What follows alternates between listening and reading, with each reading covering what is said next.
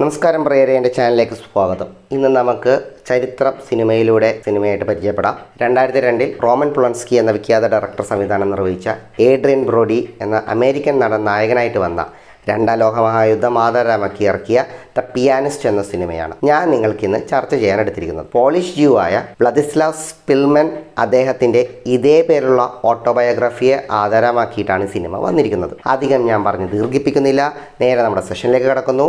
Let's break the fourth wall.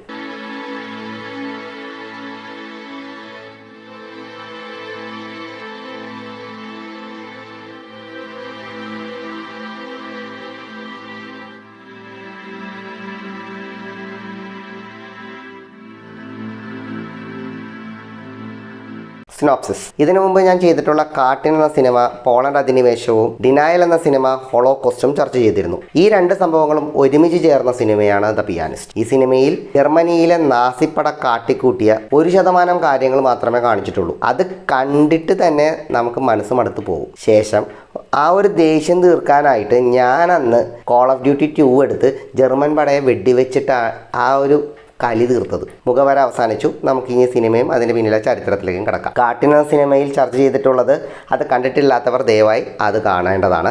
അവിടെ German പട പോളണ്ടിലേക്ക് അധിനിവേശം നടത്തുന്നതായിട്ട് അറിയാം. യാതൊരുവിധ പ്രതിരോധവും ഇല്ലാതെ ഈസിയായി റഷ്യക്കാരുടെ സഹായത്തോടെയാണ് അവരത് കയറിയത്. സിനിമ ആരംഭിക്കുമ്പോൾ നമ്മുടെ നായകൻ ഒരു റേഡിയോയ്ക്ക് വേണ്ടി പിയാനോ വായിച്ചുകൊണ്ടിരിക്കുകയാണ്. അപ്പോഴാണ് ജർമ്മൻ പടയുടെ ബോംബ് വന്ന് വീഴുന്നത്. പോളണ്ട് രാജ്യം ജർമ്മനിയുടെ മുന്നിൽ കീഴടങ്ങിയെന്നും നാസിപ്പടയ്ക്കെതിരെ പടയൊരുങ്ങുന്നു എന്നുള്ള പ്രതീക്ഷയൊക്കെ ആയിട്ട് നായകൻ വീട്ടിലേക്ക് മടങ്ങുന്നു.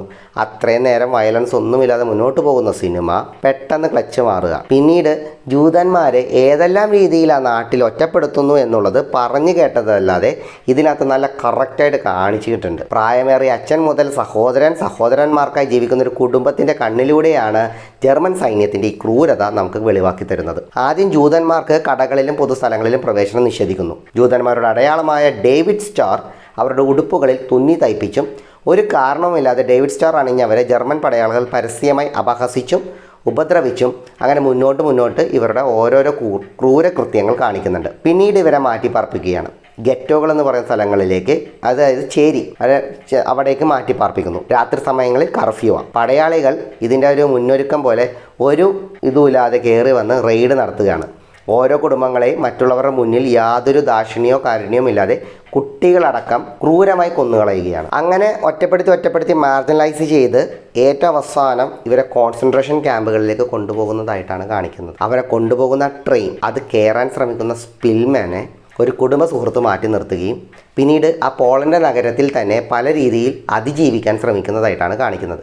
ഈ സുഹൃത്ത് എന്ന് പറയുന്നത് നാസികളുടെ അതിൽ നിന്ന് ജൂതന്മാരുടെ ഒരു പോലീസ് ഓഫീസറായിട്ടാണ് കാണിക്കുന്നത്. ഇവർക്കിടയിൽ ഒരു അഡ്ജസ്റ്റ്മെൻറ്റിലൂടെയൊക്കെയാണ് പോകുന്നത്. അത് കുറച്ചും കൂടി കോംപ്ലിക്കേറ്റഡ് ആക്കുന്ന, പല ലെവലുകളിൽ കോംപ്ലിക്കേറ്റഡ് ആക്കുന്ന ഒരു കൺസെപ്റ്റാണ്. പിന്നെ സ്പിൽമാൻ്റെ കണ്ണിലൂടെയാണ് പോളണ്ട് നഗരത്തിന് സംഭവിക്കുന്ന മാറ്റങ്ങൾ അറിയുന്നത്. നാസിപ്പടയ്ക്കെതിരെ പ്രതിരോധിക്കുന്ന പോളണ്ടിലെ നാട്ടുകാർ തന്നാലാകുന്ന രീതിയിൽ സഹായിക്കുന്നുണ്ട് സ്പിൽമാൻ. ശേഷം നാമാവശിഷ്ടമായ നഗരത്തിൽ പല രോഗാവസ്ഥയിൽ പോലും അതിജീവനത്തിൻ്റെ നാളുകളിൽ തുടങ്ങി പരിതാപകരമായ ഒരു ജീവിതമാണ് ഈ പിയാനിസ്റ്റ് എന്ന സിനിമയിൽ കാണിച്ചു തരുന്നത്. അത് എങ്ങനെയാണെന്നും എന്താണെന്നും നിങ്ങൾ തീർച്ചയായും കണ്ടിരിക്കേണ്ട ഒരു സിനിമയാണ്. റോമൻ പൊളൻസ്കിയുടെ സിനിമകളിൽ ഏതെടുത്താലും മുൻപന്തിയിൽ നിൽക്കുന്ന മൂവിയാണ് പിയാനിസ്റ്റ്. അത് നിങ്ങൾ കണ്ട് മതിയാവും. Next cast. തുടക്കത്തിൽ പറഞ്ഞു, ഏഡ്രിയൻ ബ്രോഡി എന്ന അമേരിക്കൻ ആക്ടറാണ് വ്ളാദിസ്ലാവ് സ്പിൽമൻ എന്ന നായക വേഷത്തിലെത്തുന്നത്. ഇദ്ദേഹം തന്നെയാണ് ഇതിനകത്ത് പ്രധാന കഥാപാത്രവും.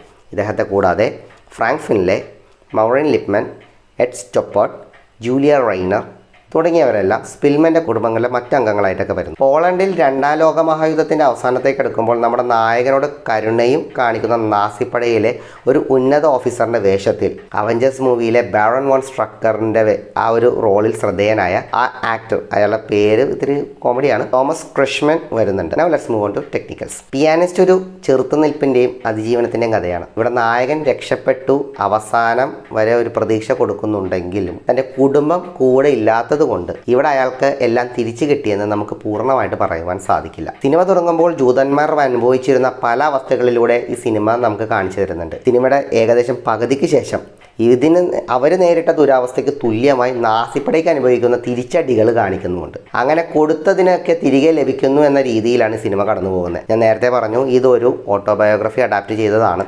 അതിൻ്റെ ചില കൃത്യത എടുത്ത് നോക്കിക്കഴിഞ്ഞാൽ നമുക്ക് കറക്റ്റ് ആക്യുറേറ്റ് ആണെന്ന് പറയാൻ പറ്റില്ലെങ്കിലും സിനിമ അത്യാവശ്യം നീതി പുലർത്തിയിട്ടുണ്ട്. നായകൻ ഈ കഥയിൽ പറഞ്ഞു പോകുന്നതിൽ ഓരോ അവസ്ഥയിലും മരണത്തിൻ്റെ ഏതാണ്ട് അടുത്ത് വരെ ചെന്ന് തിരിച്ചു വരുന്നതായിട്ടാണ് പറയുന്നത്. ആ ഒരു നിമിഷത്തിൽ പല പല സന്ദർഭങ്ങളിലും താനൊരു പിയാനിസ്റ്റ് ആയതുകൊണ്ട് മാത്രമാണ് താൻ രക്ഷപ്പെട്ടു പോകുന്നത് എന്ന് ഈ നായകന് ഒരു ആത്മചിന്ത വരുന്നുണ്ട്. അത്തരത്തിലുള്ള മരണത്തിന് തൊട്ടടുത്ത് വരെ നമ്മുടെ നായകനെ കൊണ്ടെത്തിക്കുമ്പോഴും പ്രേക്ഷകനും ഇതോടുകൂടി ഇയാളുടെ കാര്യം തീരുകയാണെന്നുള്ളൊരു ചിന്ത കയറി വരും. പിന്നീട് എന്ത് സംഭവിക്കും എന്നുള്ളൊരു പ്രതീക്ഷ അല്ലെങ്കിൽ ആ ഒരു എക്സൈറ്റ്മെൻറ്റ്, ആ ഒരു ത്രില്ലർ നമുക്ക് പ്രേക്ഷകനിലും ലഭിക്കുന്നുണ്ട്. അതുകൊണ്ട് തന്നെ സിനിമയുടെ ഗതി എങ്ങനെയെല്ലാമായി തീരുമെന്നുള്ളത് പ്രേക്ഷകൻ അവസാന നിമിഷം വരെ കണ്ടിരിക്കാനുള്ളൊരു ത്വരയുണ്ടാക്കുന്നുണ്ട്. ഇതിനെല്ലാത്തിൻ്റെ അവസാനം താൻ തൻ്റേതായ ഒരു ജീവിതം കെട്ടിപ്പടുക്കുന്നതായിട്ടും കാണിക്കുന്നു. അതിനുശേഷം തൻ്റെ ഈ അനുഭവമെല്ലാം ഒരു പുസ്തകരൂപത്തിൽ ഇറക്കുന്നതും അവിടെയും ചരിത്രം ആദ്യം അദ്ദേഹത്തോട് മറുത്തു പറഞ്ഞിരിക്കുന്നു എന്നാണ് പറയുന്നത്. കാരണം ആ സമയം പോളണ്ട്